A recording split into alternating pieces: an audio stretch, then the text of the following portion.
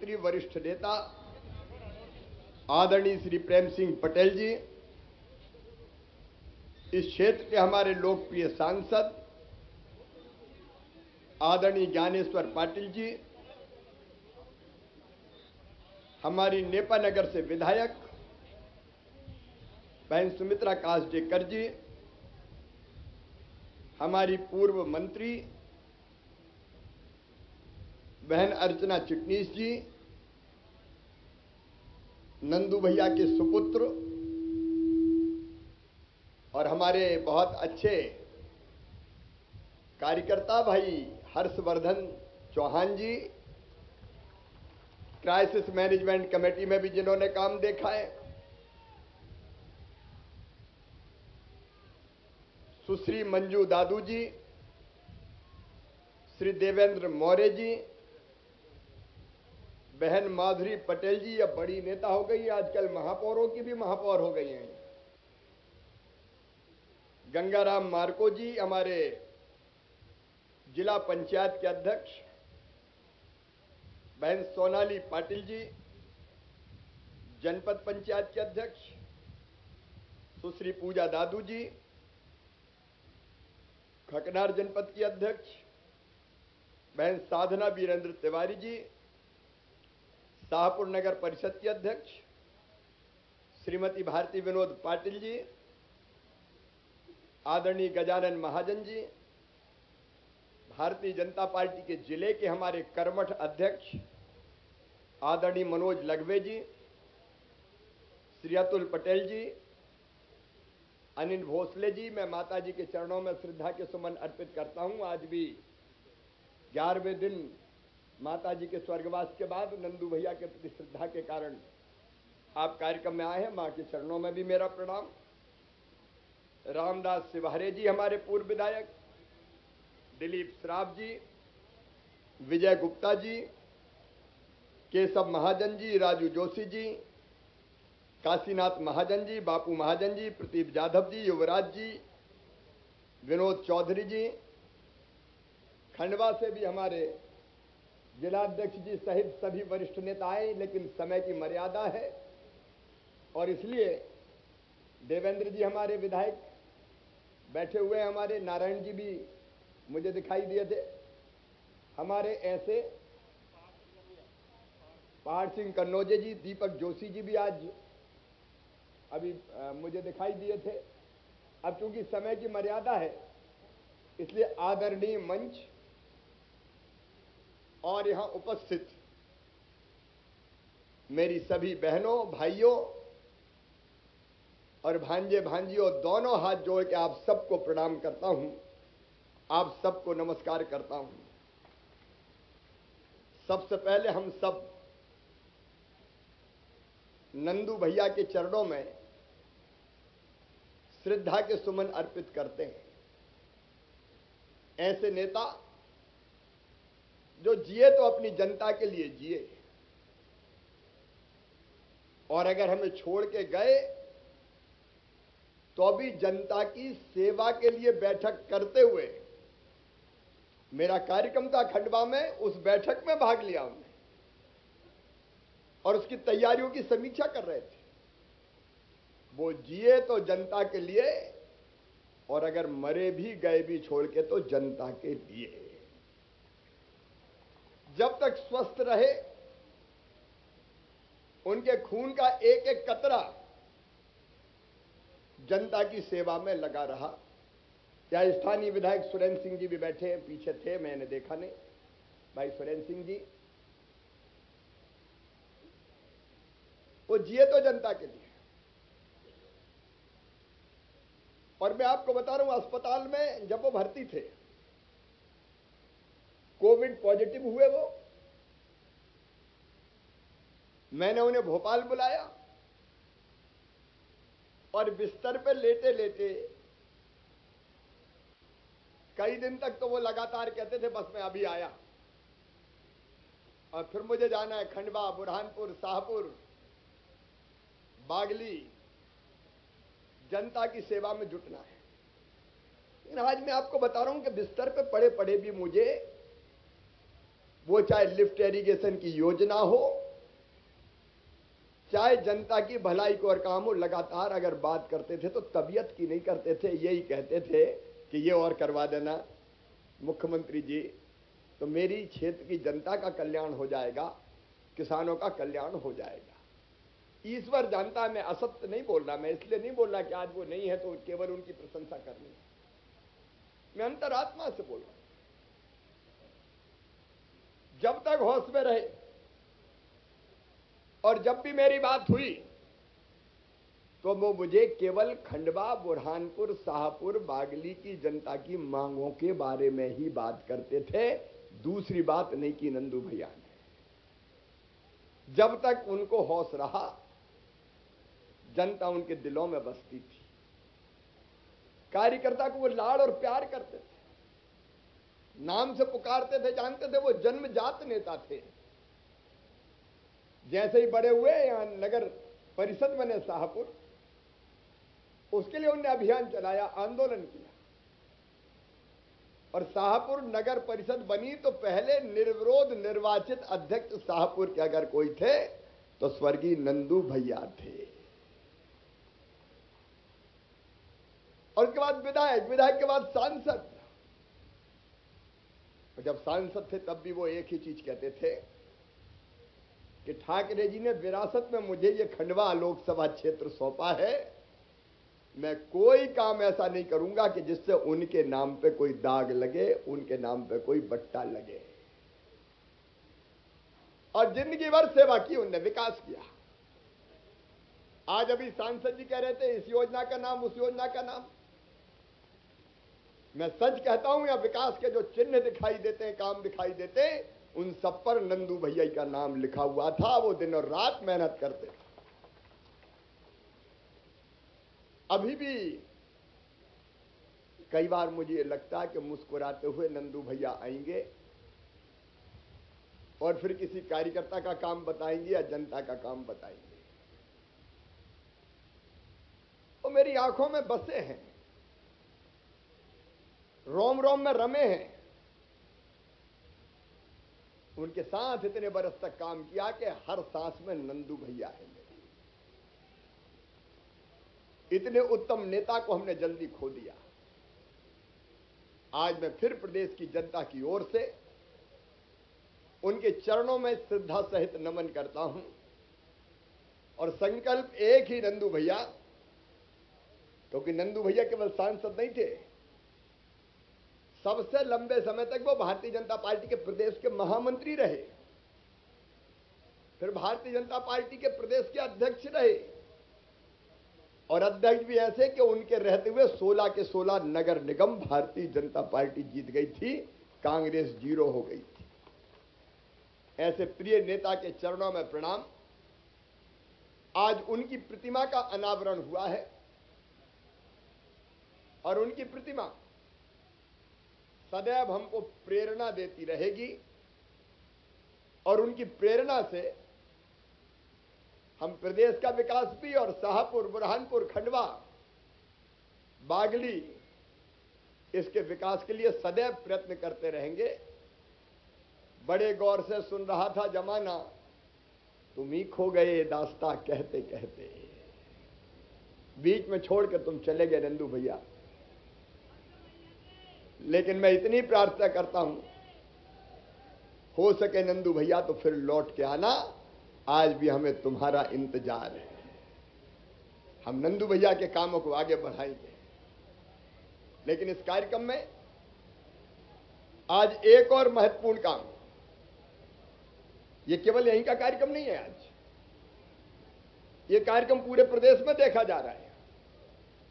मैंने पिछड़े वर्ग के अपने बेटा बेटियों के खाते में 2,90,000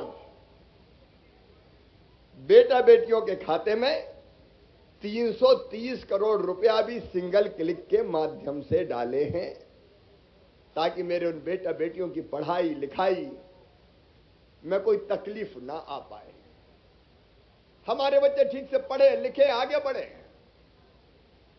इसके लगातार हम प्रयत्न कर रहे हैं। नंदू भैया की पहल पे खंडवा में मेडिकल कॉलेज खुला था। मेरे पिछड़े वर्ग के बेटे बेटियों को मैं बहुत बधाई देता हूं और उनसे कहता हूं कि पढ़ते रहो, बढ़ते रहो। मेरी शुभकामनाएं तुम्हारे साथ है, मेरा आशीर्वाद तुम्हारे साथ है। सारे बच्चे हमारे पढ़े और बढ़े। मुख्यमंत्री मेधावी देखिए, ये बीजेपी है। पिछड़े वर्ग के बच्चों में के खाते में भी हम राशि डाल रहे हैं, एससी एसटी के बच्चों के खाते में भी हम राशि डाल रहे हैं। और अकेली सरकार हमारी जिससे सामान्य वर्ग के बच्चों को भी, गरीब बच्चों को स्कॉलरशिप देने का फैसला किया है और उनके खाते में भी हम राशि डालने का काम कर रहे हैं। अरे भांजे भांजी में क्या भेद करना शिवराज, वो तो सब अपने हैं। और ये सीमाएं तोड़ के बच्चों की शिक्षा ठीक हो, मुख्यमंत्री मेधावी विद्यार्थी योजना ये दुनिया में अपने आप की अनूठी योजना है। इसमें जो मेधावी विद्यार्थी है, जो 12वीं में 75% नंबर लाते हैं, किसी जाति समाज के हो और उसके ऊपर लाते हैं, उन सारे बेटा बेटियों की मेडिकल की पढ़ाई हो, चाहे इंजीनियरिंग की पढ़ाई हो, चाहे आईआईटी की हो, चाहे आईआईएम की हो, चाहे क्लेट के माध्यम में लॉ कॉलेज की हो, चाहे देश में हो चाहे विदेश में हो, और फीस चाहे कितनी भी लगे, 5 लाख, 10 लाख, 15 लाख, 20 लाख, और कुछ जगह तो 60-60 लाख भी उनकी वो फीस उनके मम्मी पापा नहीं भरवाते, उनका मामा शिवराज सिंह चौहान भरवाता है। भारतीय जनता पार्टी की सरकार इस बार 2,30,000 बच्चों की फीस भर रहे हैं। ये केवल कहने की बात नहीं, 2,37,000 बच्चों की फीस आज हम भर रहे हैं। 64 लाख रुपया भी ये दुनिया में कहीं नहीं हुआ जो मध्य प्रदेश की धरती पर हुआ है। और मैं बाकी बच्चों से भी कहना चाहता हूं, केवल मेहनत करना, तुम्हारे पास टैलेंट है, क्षमता है, प्रतिभा है, तो तुम्हारी फीस का इंतजाम मामा करवाएगा। फिक्र किसी बात की मत करना, बढ़ते रहना, पढ़ते रहना। और बच्चों के पढ़ाई के रास्ते में जितनी बाधाएं थी, अब मेडिकल कॉलेज की बात हो रही थी, मेडिकल की पढ़ाई पहले केवल अंग्रेजी में होती थी। अंग्रेज चले गए, लेकिन कांग्रेस ने अंग्रेजी लाद दी। मेडिकल की पढ़ाई इंजीनियरिंग में, हिंदी अंग्रेजी में, इंजीनियरिंग की पढ़ाई अंग्रेजी में, लॉ की पढ़ाई अंग्रेजी में। अब मैंने देखा कि अपने गांव के बच्चे तो अंग्रेजी जानते ही नहीं, और अंग्रेजी नहीं जानना कोई अज्ञानता नहीं है, अंग्रेजी जानना कोई विद्वता की निशानी भी नहीं है। बच्चे अपनी क्षमता का प्रकटीकरण करते हैं अपनी भाषा में, जो बचपन से बोलते हैं। और दुनिया के हर देश में अपनी भाषा में पढ़ाई होती है, लेकिन लाद दी अंग्रेजी कांग्रेस ने। और यह षड्यंत्र था मेरा बच्चों, कि केवल कुछ बड़े बड़े लोगों के बेटे बेटी डॉक्टर इंजीनियर बने, गरीब के ना बन पाए, किसान के ना बन पाए, मध्यम वर्गीय बच्चे रह जाएं। और ये क्रांति की है मध्य प्रदेश की धरती पर हमने, कि मेडिकल और इंजीनियरिंग की पढ़ाई भी हिंदी में करवाई जाएगी। हिंदी में मेरे बच्चों से मैं पूछना चाहता हूं, बताओ हिंदी में पढ़ाई होनी चाहिए कि नहीं? जोर से बताओ, होनी चाहिए कि नहीं? ये ऐतिहासिक अन्याय थे जो हो रहे थे। जर्मनी में जर्मन भाषा में, जापान में जापानी में, फ्रांस में फ्रेंच में, चीन में चीनी में, हम पे अंग्रेजी लाद दी भाई। धन्नू कल्ला मन्नू पन्ना जुम्मन। अब तेरे बेटा बेटी भी पढ़ेंगे रे, हिंदी में पढ़वाएंगे और हिंदी में डॉक्टरी करेंगे। अपने गांव में करना, यहां करना, तो अंग्रेजी जरूरी है क्या? मैंने कहा दवाई के नाम भी लिखना है तो पर्चे पे लिख दो श्री हरि, और क्रोसिन हिंदी में लिख दो। कौन सा मान हमारा कम हो रहा है? ये देखिए, हम समाज बदलने की कोशिश कर रहे हैं। एक तरफ शिक्षा, और आज मैं आभारी हूं अपनी लाडली बहनों का। मेरी लाडली बहनों ने आज मुझे केले के रेशे की और हल्दी की गांठ की राखी बांधी है। मेरी बहनों, मैं तुम्हें प्रणाम करता हूं, शीश झुका के प्रणाम करता हूं। ये तुम्हारा प्यार है, ये तुम्हारा आशीर्वाद है, और ये आशीर्वाद मुझे ताकत देगा। लेकिन इसके साथ मैं ये संकल्प भी रहता हूं कि इस राखी का मान, इसका आन और बहनों का सम्मान कभी कम नहीं होने दूंगा। जब तक सांस चलेगी तब तक काम कर। बहनों के सशक्तिकरण के लिए अनेकों योजनाएं पहले ही बनाई, इस बार एक और बेटियों के लिए बनाई। अगर 12वीं में अपने स्कूल में सबसे ज्यादा नंबर बेटी लेके आती है तो उसको ई स्कूटी दी जाएगी। ई स्कूटी, ई स्कूटी का मतलब पेट्रोल डीजल नहीं डलेगा उसमें, नहीं तो स्कूटी दे दो फिर पेट्रोल कहां से डलवाए। वो बैटरी से चलेगी, चार्ज करे और बेटी चलाती रहे। लेकिन आज मैं मुख्यमंत्री लाडली बहना की चर्चा करना चाहूंगा। मेरी बहनों, मैंने बचपन से गांव में बहनों के साथ अन्याय होते हुए देखा था। बुरहानपुर जिले में नहीं होता, मतलब यहां की स्थिति भिन्न है, लेकिन कई जिलों में बेटा आ जाए तो खुशियां मनाई जाए, भैया आया है, और बेटी अगर आ गई तो मां का चेहरा भी उतर जाए जैसे बेटी नहीं आफत हो गई हो। सास की नजरें बदल जाएंगे, अरे बेटा को तो जन्म दिया ही नहीं तूने, आ गई बेटी। और दूसरी तीसरी बेटी पैदा हो गई तो माई सूरत देखने से मना कर दी। मैंने अपनी आंखों से देखा कि नहीं, फिर लड़की पैदा होगी, मैं सूरत भी नहीं देखती अब तो। ये भेदभाव बेटियों के साथ होता था। और मैं तब से सोचता था कि हे भगवान, ये कैसा अन्याय है। एक मां की कोख से बेटा भी जन्म लेता और बेटी भी जन्म लेती है। बेटे का स्वागत और बेटी में कौन सा गुण नहीं है। मेरी माताओं, मेरी बहनों, कई जगह कोख को कत्ल खाना बना दिया। अगर पता चल गया कि बेटी आ रही है तो पेट में ही मार दो, दुनिया में कदम ही मत रखने दो। ये पाप हुआ है, पाप हुआ है, किया है। मैं सबकी बात नहीं करता, लेकिन हुआ ये। और इसलिए मध्य प्रदेश हो चाहे दूसरे राज्य भी हो, कुछ बेटे ज्यादा पैदा हो रहे थे, बेटियां कम जन्म ले रही थी। 1000 बेटों पे 900 बेटियां पैदा हो रही थी। ये कोई भगवान थोड़ी करता है, ये इंसान करता था, इंसान। और मैं तब से सोचता था कि हे भगवान, ये अन्याय कब खत्म होगा। ये मैं राजनीतिक बात नहीं कर रहा, ये मेरा राजनीतिक एजेंडा भी नहीं है। पहले मैं गांव में भी कहता रहता था बेटी को आने दो। एक सामूहिक विवाह था, उसमें सभा हो रही थी, तो मुख्य अतिथि को आने में देर लग गई तो गांव वालों ने मुझे ही खड़ा कर दिया कि ये बोलता है तो इसी को खड़ा कर दो।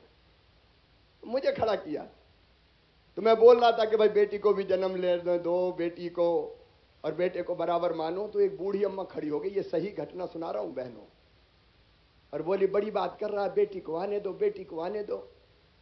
बेटी आ गई और बड़ी हो गई तो शादी में दहेज का इंतजाम क्या तू करवाएगा? आ गया बात करने, बेटी को आने दो, बेटी को आने दो, बड़ी बड़ी बातें कर रहा है। मैं चुप हो गया, मेरे पास कोई उत्तर नहीं था। लेकिन मन में एक बात बैठ गई कि बेटी जब तक बोझ मानी जाएगी तब तक दुनिया बेटी को आने नहीं देगी। और इसलिए शिवराज कोई काम ऐसा हो जाए कि बिटिया बोझ से वरदान बन जाए। और जब मैं विधायक बना तो मेरे विधायक साथी जो पुराने वो जानते हैं, सांसद बना तो सांसद के समय भी अपने मित्रों के सहयोग से मैंने कहा चलो गरीब बेटियों की शादी करते हैं तो इतना बोझ तो कम करें। लेकिन अकेला मैं कितनी करता, कभी 30, कभी 31, कभी 35। लेकिन जैसे ही मुख्यमंत्री बना, मैंने सबसे पहली योजना बनाई तो मुख्यमंत्री कन्या विवाह योजना बनाई और यह तय कर दिया कि गरीब बेटियों की शादी सरकार करेगी। अर्चना जी भी यहां है, शायद पहले मंत्रिमंडल में। हम लोगों ने तय किया कि बेटी की शादी अब सरकार करेगी, तो मुख्यमंत्री कन्यादान योजना बन गई। और उस कन्यादान योजना ने गरीब बेटियों की जिंदगी बदली। बीच में एक और सरकार आई, उसने कहा कि हम तो 51,000 देंगे, दिया धेला नहीं, कह दिया 51,000 देंगे। शादी हो गई, डोली उठ गई, बेटी ससुराल चली गई, कई जगह तो भांजे भांजी आ गए, लेकिन कमलनाथ जी का पैसा नहीं आया। बीच में फिर हमने योजना चालू की, 56,000 रुपया खर्च करेंगे एक बेटी की शादी में। मेरे मन में यह था कि बेटी को घर से विदा करना चाहिए तो सामान दे के करना चाहिए, तो कुछ सामग्री का प्रावधान किया, लेकिन वो सामग्री में कई तरह की प्रॉब्लम आ रही है। कई बार अभी अखबार में पढ़ने मिला कि वो घटिया आ गई। अच्छा, कई बार घटिया ना भी हो तो सवाल उठ जाते हैं। इसलिए आज बुरहानपुर से मैं तय कर रहा हूं, अब सामग्री नहीं देंगे, अब सीधे बेटी के हाथ में चेक देंगे ताकि वो जो चाहे वो सामान खरीद ले। कहां कहां देखे अपन, कौन ने घटिया साड़ी खरीद ली, के गिलट की पायजेब खरीद ली। अब ये इंसान नाम का आदमी भी बड़ा कमाल का है। मैं सबकी बात नहीं कर रहा, लेकिन कुछ तो जहां मौका मिल जाए वहीं खा जाए। इसलिए अब तय किया कि चेक दे दें। ठीक रहेगा कि नहीं बहनों? अरे तुमसे पूछ रहा हूं, ठीक रहेगा कि नहीं? सीधे चेक दे दें, जो खरीदना खरीद ले। अब कौन होते हो तुम ही खरीदने वाले। आज से योजना में ये बदलाव कर दिया जाएगा। लेकिन मैं लाडली बहना की बात कर रहा, मैं भाषण नहीं दे रहा, मैं तो दिल के उद्गार व्यक्त कर रहा हूं। ये लाडली बहना मेरे दिमाग में कैसे आई? मैंने बहनों के साथ भी अन्याय देखा था। पति अगर कोई कहा सुनी पत्नी से हो जाए तो बुरहानपुर तो थोड़ा प्रोग्रेसिव है, लेकिन माधुरी जी हमारे यहां तो आदमी ने उठाया लठ और मार दिया अपनी पत्नी के पीठ पे। और अगर कोई बचाने भी जाए तो गांव वालों से पत्नी कहते कि भैया मेरा आदमी मारे चाहे पीटे, अब तुम्हें क्या करना है। मतलब मानसिकता बन गई थी कि मैं औरत हूं तो जुल्म सहने के लिए हूं, अन्याय सहने के लिए हूं। और मैं तब भी अंदर से रोता था कि कैसा अन्याय है, पति की जब मर्जी हो पत्नी को मार दे। और तब मन में सोचता था कि कुछ तो होना चाहिए भगवान ऐसा। करते करते कई योजना बनी, एक बनाई मैंने संबल योजना। उसमें तय किया कि गरीब बहन, मजदूर बहन अगर बेटा बेटी को जन्म देगी तो जन्म के पहले 4,000 रुपये, क्योंकि मैंने देखा था अपने ग्रामीण क्षेत्रों में, बेटा बेटी को बहन जन्म दे तो 8 दिन भी आराम नहीं करती थी। 8 दिन भी या तो घर पर रख देती थी या खेत की मेड़ पर रख देती थी, और दिन दिन भर मजदूरी करती थी। अगर बेटा बेटी रोए तो मां दूध भी नहीं पिला पाए। और तब मेरी बहनों मेरे दिमाग में आई प्रसूति सहायता योजना के जन्म के पहले 4,000 रुपया दे दो तो कुछ दिन जन्म के पहले आराम कर ले मेरी बहन, और जन्म के बाद 12,000 दे दो ताकि लड्डू भी बन जाए, बेटा बेटी को दूध भी पिला पाए, महीना 2 महीना आराम भी कर पाए। यह योजना राजनीतिक योजना नहीं थी, यह दिल से निकली हुई योजना है। लेकिन फिर भी मैं बेचैन था कि कुछ और कर शिवराज, कुछ और कर शिवराज। एक बात फिर मेरे दिमाग में रात भर में जगा और मैं सोचता रहा क्या करूं।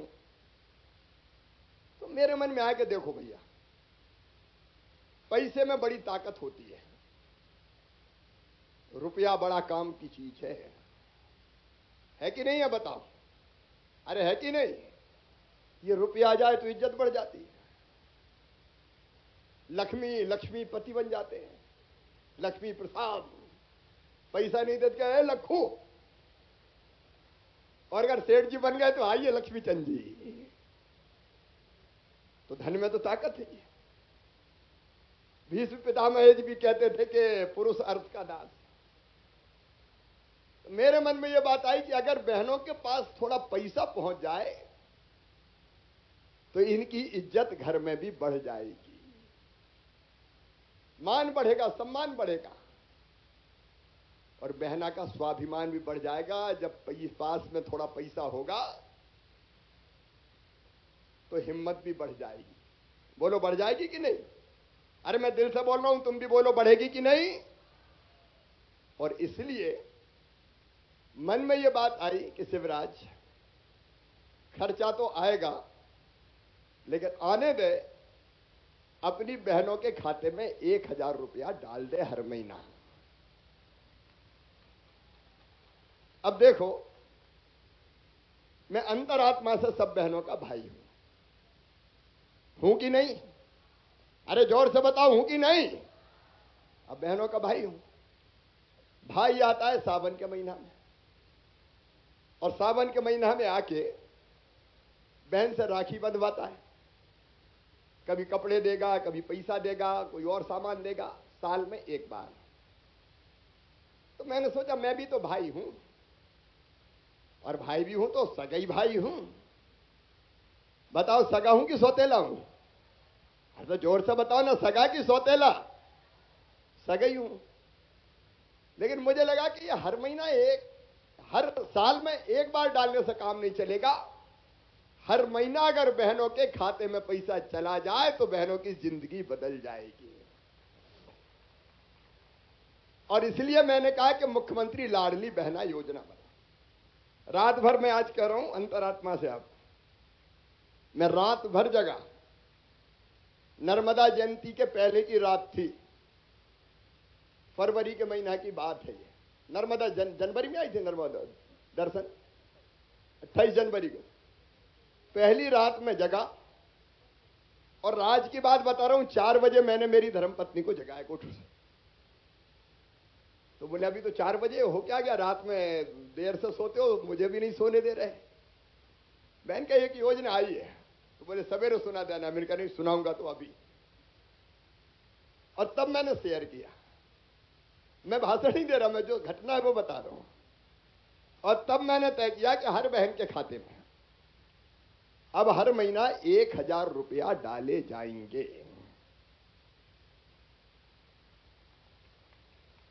वो बहनें जिनकी आमदनी 2.5 लाख रुपया साल से कम हो।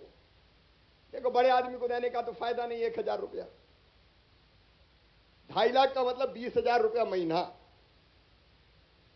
उससे कम आमदनी जिनकी है वो सब आएंगी।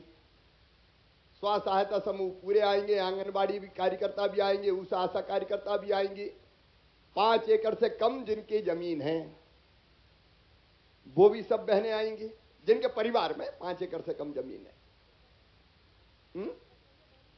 वो रसोईया भी आ जाएंगी, सब आ जाएंगे। 20,000 से कम जिनकी आमदनी है वो सब बहनें आएंगी। जिनके पास 4 पहिया वाहन नहीं है, वो इसलिए कि पता चला कार में घूम रहे हैं या जीप में घूम रहे हैं, 4 पहिया वाहन है, तो हमने कहा कि वो भी न्याय नहीं होगा। तो सब बहनों के खाते में 1,000 रुपया। अब ये 1,000 रुपया जिंदगी कैसे बदलेंगे, इस पर भी अपन चर्चा करते हैं। 1,000 रुपया महीना मिला तो साल भर में कितने होंगे? जोर से बताओ। 12,000। अच्छा, ये हर परिवार को मिलेंगे। परिवार का मतलब पति, पत्नी और उनका परिवार, ये एक परिवार। अब अगर घर में जिठानी और दिरानी है तो कितने मिलेंगे? अरे हिसाब लगाओ ना। 12,000 जिठानी को, 12,000 दिरानी को। छोटी बहू, बड़ी बहू और मंजली सजली होगी तो उसको भी देंगे, फिर उसमें क्या दिक्कत है? तो अगर अपन 2 के ही मान लें कि 2 भैया है तो घर में कितने आएंगे? 24,000। और फिर अगर बूढ़ी सासू मां है और उनको पेंशन मिल रही है तो मैंने कहा सास बहू के बीच की खाई पाट शिवराज, तो उनको भी 1,000 रुपया कर दिया जाएगा। तो सासू जी को कितने मिलेंगे 1,000 के साल भर में? तो 12 तिया 36,000। और भैया अगर किसान हुआ तो 6,000 रुपया प्रधानमंत्री जी के, 4,000 रुपया मामा के, तो कुल मिलेंगे 10,000। तो 36 और 10 कितने हो गए? 46,000। अब इस रुपया का ठीक से उपयोग हो गया तो बताओ परिवार की हालत बदलेगी कि नहीं? बहनों, तुमसे हर एक से पूछ रहा हूं, बोलो बदलेगी कि नहीं?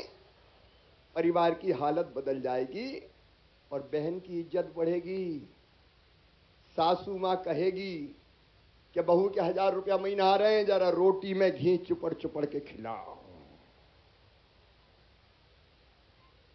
और जब सासू को 1000 मिलेंगे तो बहू भी सोचेगी कि सोने के पहले जरा माता जी के पैर तो दबा दूं।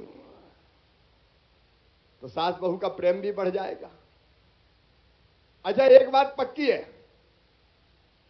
कि भाइयों के पास पैसा जाता, मैं सबकी बात नहीं करता, लेकिन भाइयों के पास पैसा जाता तो हो सकता है कुछ फालतू खर्चा कर देते हैं, लेकिन बहनें फालतू खर्चा नहीं करेंगी। वो बच्चों को दूध पिलाएंगे, फल लाएंगी, सब्जी लाएंगी, किराने का सामान लाएंगी। और कभी अगर पतिदेव को जरूरत पड़ गई और चेहरा उतरा कि पैसे का इंतजाम नहीं हो रहा, तो मेरी बहन कहेगी, गुड्डू के पापा चिंता मत करो, मेरे पास रखे, ले जाओ।